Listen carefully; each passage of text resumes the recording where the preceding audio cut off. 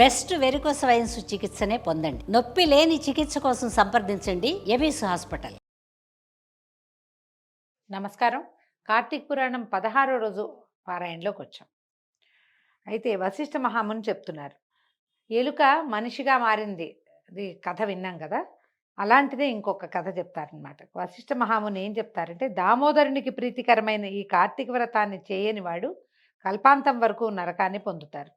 కార్తీక మాసం 4 రోజులు నియమంగా తాంబూల దానం చేయవాడు జన్మాంతరమందు వాస్తవముగా భూమికి ప్రభు అవుతాడట. కార్తీక మాసమందు 4 రోజులు పాడ్యమి మొదలుగా ఒక్కొక్క దీపాన్ని హరిసన్నిధిలో వెలిగించేవాడు విగత పాపుడై వైకుంఠాన్ని పొందుతాడు. ఈ హరిసన్నిధిలో అంటే మన ఇంట్లో అయినా దేవాలయంలో అయినా కూడా కార్తీక పురాణమందు పూర్ణిమ నాడు సంతానాన్ని కోరి సూర్యుని ఉద్దేశించి స్నానము దానము చేయవలెను.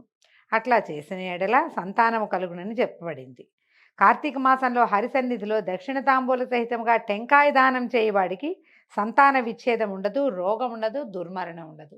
తాంబూలంతో పాటు కొబ్బరికాయలు కూడా ఇవ్వాలన్నమాట. అప్పుడు విశేషమైన ఫలితం, సంతానం తోటి గొడవలు కూడా ఉండవట.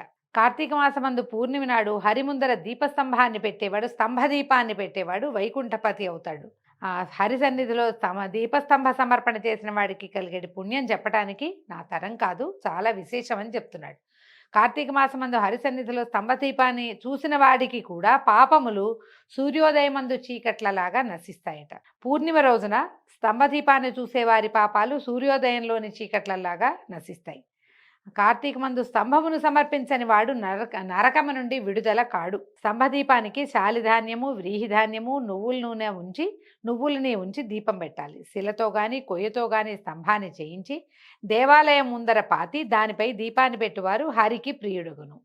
ఈ స్తంభదీపం అంటే ఏమిటంటే, మామూలుగా చూడండి 3-4 పద్ధతులు చెప్తారండి.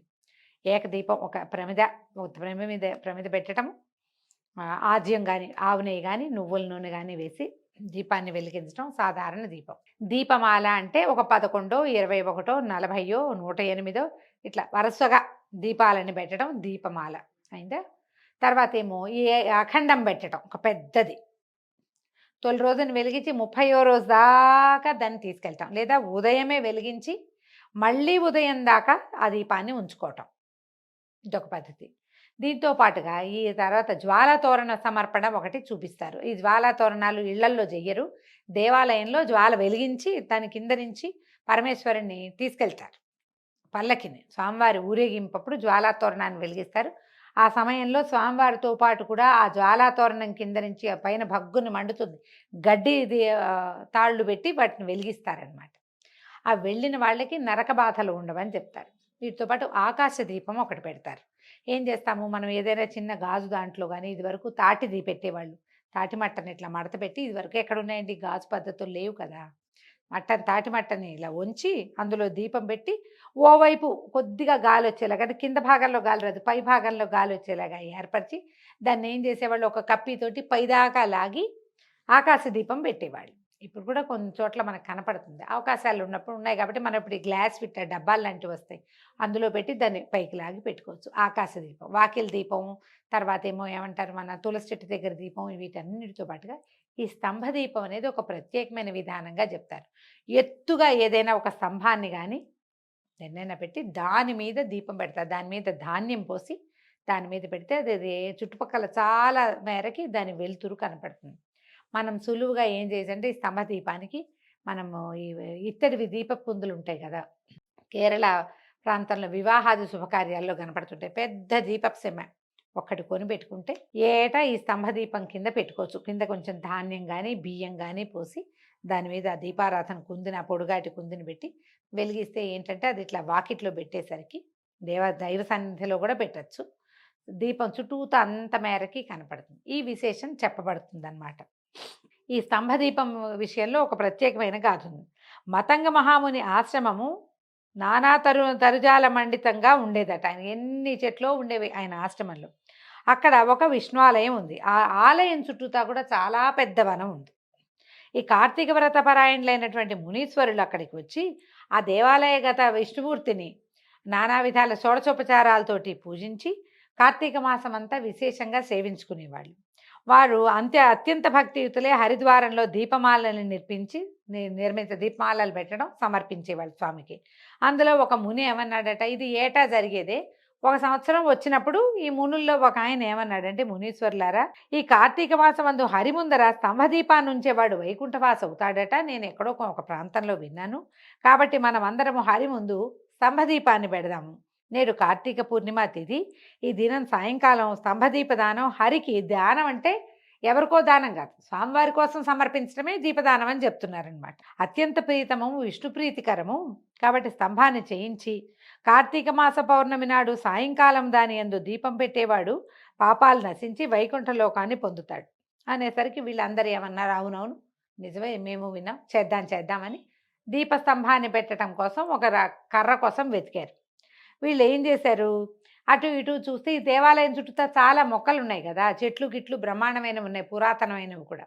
వీళ్ళు వెతికి వచ్చేటప్పుడు ఏమైంది, వీళ్ళకు ఒక ఎండు చెట్టు కనపడింది. ఆ చెట్టుకి కొమ్మలు లేవు, ఇట్లా స్థాను ఇటా ఉంది, ఒక మొండెంలాగా ఉంది, ఒట్టి మొదలే.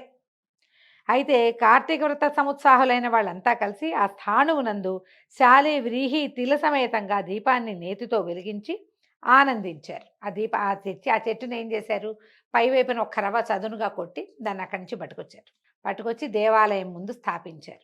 దాని మీద శాలిధాన్యం, వ్రీహి ధాన్యం, తిలలు అంటే నువ్వులు, ఈ ధాన్యం పోసి దాని మీద చక్క ప్రమిద పెట్టారు.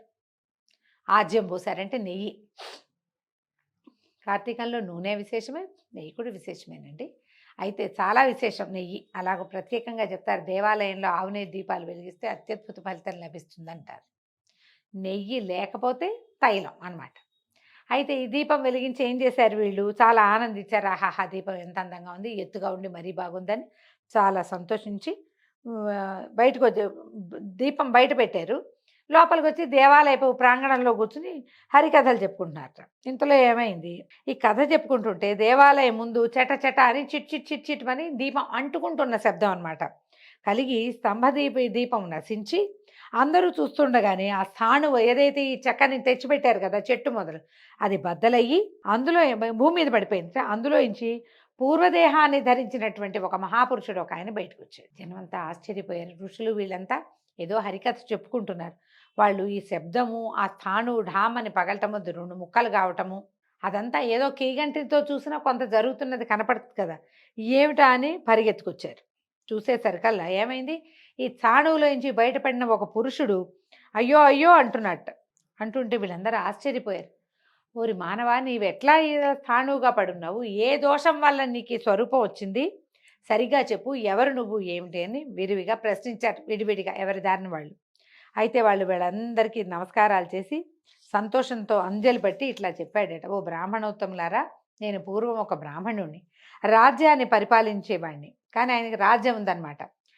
ధనము, ఏనుగులు, గుర్రాలు, రథములు, కాల్బంటులు మొదలైన సమస్త సంపత్తులు కలిగి కూడా దయాశూన్యుణ్ణే, దుష్ట ప్రవర్తన కలిగిన వాడిని అయ్యాను. అన్నీ ఉంటే సరిపోదండి, వాటితో పాటు ప్రవర్తన ఒకటి చాలా బాగుండాలి. కలిగి ఉన్నవాడు దానం చేయాలి విస్తారంగా, లేకపోతే కలిమి వల్ల ప్రయోజనమే లేదు.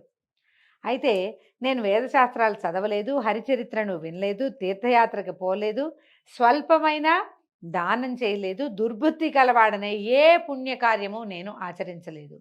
నిత్యము నేను ఉన్నతాసనంలో కూర్చుని వేదవేత్తలు, సదాచారవంతులు, పుణ్యపురుషులు, దయావంతులు, సదాశ్రయకాములు అయినటువంటి బ్రాహ్మణులను నా ముందు నీచాసనాల్లో కూర్చోబెట్టడానికి వినియోగించి వాళ్ళ అభిముఖంగా కాళ్ళు చాచి కూర్చుని ఎప్పుడు కూడా నమస్కారం చేసిన వాడిని కాదు. వారికి ఇష్టార్థాలు, వాళ్ళకి కావాల్సింది ఏం కావాలి నాయనా అని కనుక్కుని నేను ఏనాడు ఏది వాళ్ళకి అవసరమైంది ఇవ్వలేదు, ఇష్టమైంది ఇవ్వలేదు.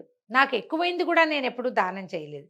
ఎక్కువై చేసినా దానం పనికొస్తుందండి, అది చేయలే. పర్వకాలాల్లో అంటే పర్వదినాల్లో ఎన్నడూ ఏ దానము బ్రాహ్మణులకు ఇవ్వలేదు. ఎప్పుడైనా దానం ఇవ్వక తప్పకపోతే ఏం చేసేవాడు, ఏదైనా ఇవ్వాలి, కొబ్బరికాయలు దానం చేయాలండి, కొబ్బరికాయ దానం చేసినా దక్షిణా సహితంగా ఇవ్వాలని చెప్పుకోను. అందులో ₹1 కూడా పెట్టేవాడు కదా, ఒట్టి తవలపాకుల్లో కొబ్బరికాయలు పెట్టి ఇచ్చేసేవాడట. తర్వాత ఏమైంది, దానం చేయటం, తర్వాత కొంతమందికి ఏమో తర్వాత ఇస్తానండి అని చెప్పి ధారాదత్తం చేయటం, కానీ తర్వాత ఎప్పుడూ ఇవ్వకపోవటం. శాస్త్ర శ్రవణ సస్వభావ సంపన్నులు వచ్చి రాజును గనక నన్ను యాచించేవాళ్ళు. అప్పుడు కూడా సరే ఇస్తానని చెప్పడమే కానీ నేనేనాడు ఇచ్చేవాడిని కాదు. డబ్బు ఇవ్వడం ఇష్టం లేదనమాట ఆయనకి. నిత్యము బ్రాహ్మణుల వద్దే ధనం పుచ్చుకొని స్వకార్యాలు చేసుకునేవాడిని. నేను ఇట్లా దుర్బుద్ధితో దినాలు గడిపాను. ఆ దుష్కృత కర్మ చేత చచ్చి నరకమందు అనేక యాతల్ని అనుభవించాను. తర్వాత భూమికి వచ్చి 52,000 సార్లు 52,000 సార్లు కుక్కగా జన్మించాడట ఆయన. అనంతరము 10,000 మార్లు కాకిగా పుట్టాను. తర్వాత 10,000 మార్లు తొండగా పుట్టాను. తర్వాత 10,000 మార్లు పురుగుగా పుట్టి విశ్వాసనే ఉండి, అంటే ఏదో పిచ్చి గడ్డి పురుగులు ఏం తింటాయండి, మలభక్షణం చేస్తాయి, అదే తిన్నాయి. తర్వాత 1,000,000 మార్లు చెట్టుగా ఉన్నా. చివరకు 1,000,000 సార్లు స్థాణువుగా ఇట్లా మొద్దు, ఎందుకు ఉపయోగపడని మొద్దు కూడా ఉపయోగపడుతుంది, ఈ పొయ్యిలోనో ఎక్కడో వాడుకుంటారు, దానికి కూడా నేను ఈనాడు ఉపయోగపడలేదు, అలాగా కాలం గడుపుతున్నాను అని చెప్పేసరికల్లా చెప్పాడు. ఇంకా చెప్తున్నాడు, అనేక విధాలుగా పాపకర్ముడునైన నాకు పరమ దుర్లభమైన ముక్తి ఇట్లా కలిగింది. దీనికి కారణం నాకు తెలీదు.